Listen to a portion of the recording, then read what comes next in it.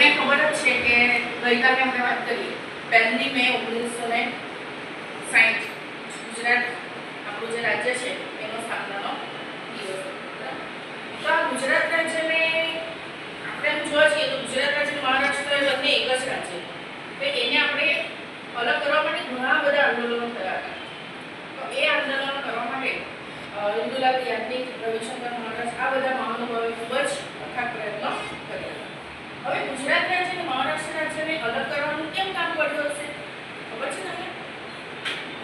તો એના માટે હતું કે આપણે ભાષાની પ્રોબ્લેમ હતી, કોઈ રીતિ રિવાજોની પ્રોબ્લેમ હતી, એટલે એકબીજાને સમજવામાં ઘણી બધી મુશ્કેલીઓ થતી હતી, જેના કારણે ગુજરાત અને મહારાષ્ટ્ર 1960ના રોજ અલગ પડ્યું હતું. હવે આપણે ગુજરાતનો વારસો જે છે તે આપણે ગુજરાત રાજ્ય અલગ પડ્યા પછી જાણવો પડે. તો એ ગુજરાત રાજ્ય આપણે ગુજરાત રાજ્યમાં તો રહીએ છીએ પણ એના વિશે આપણે શીખવું પડે. તો દાખલ એક આ બાજુ ધ્યાન આપજો. થોડું સમજ પણ આપણે મેળવવાની ગુજરાત રાજ્ય વિશે, એની સ્થાપના દિવસ વિશે આપણે સમજી ગયા. આ કયા રાજ્યનો નકશો છે? ગુજરાત છે, બરાબર? તો તમને ખબર છે ને ગુજરાત રાજ્યમાં એના જિલ્લા કેટલા છે અત્યારે હાલ અપડેટ પ્રમાણે?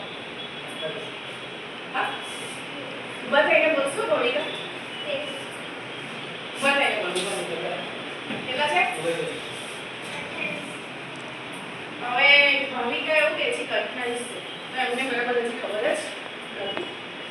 અત્યારની તારીખ પ્રમાણે 33 હતા. કેટલા હતા? 33. હવે મેં ઉંમરો થયા છે 52 અને 53, એટલે કેટલા થઈ ગયા? 34. આપણે સમય પ્રમાણે અપડેટ થવું જ પડશે.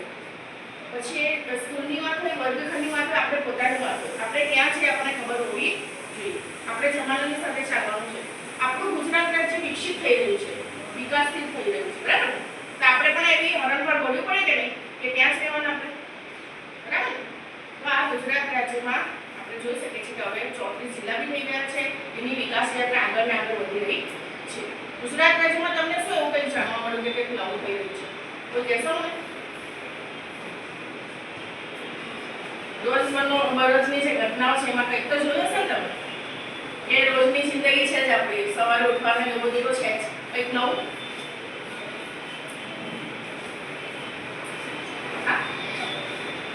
એક ગીત ખબર હોય તો તમને?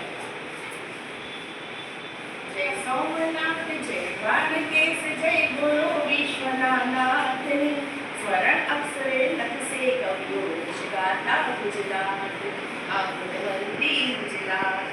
કારણ કેમ એટલું બધું કીધું છે ગુજરાતનું નામ સ્વર્ણ અક્ષરે લખાશે? કારણ કે એની વિકાસ યાત્રા છે એવી છે પહેલાના સમયથી 1960 થી તો એની અલગ પડ્યું રાજ્ય, અને પછી ઘણી બધી વિકાસ યાત્રા થઈને અત્યારે આપણે જોઈ શકીએ છીએ કે પૂર્ણ બધું જ એમાં થઈ ગયું છે. ગુજરાત ક્યાં પહોંચી ગયું છે, બરાબર? તો આ રીતે આપણે જાણવું પડે. અને આ રીતે વર્ષો ને વર્ષો જેટલી અત્યારે આપણે જોઈએ 1960 એટલે આપણે 2026 ચાલે છે, એટલે કેટલા વર્ષ થયા હશે અંદાજે ગુજરાતને? હા, 66. હા ને, કેટલા? 66 વર્ષનું થઈ ગયું આપણું ગુજરાત. એની પણ બર્થડે આવ્યા, બરાબર? એક દિવસ પૂરતી નહીં પણ આપણે વિકાસ યાત્રા કરીએ એટલે આપણા શહેરનું પણ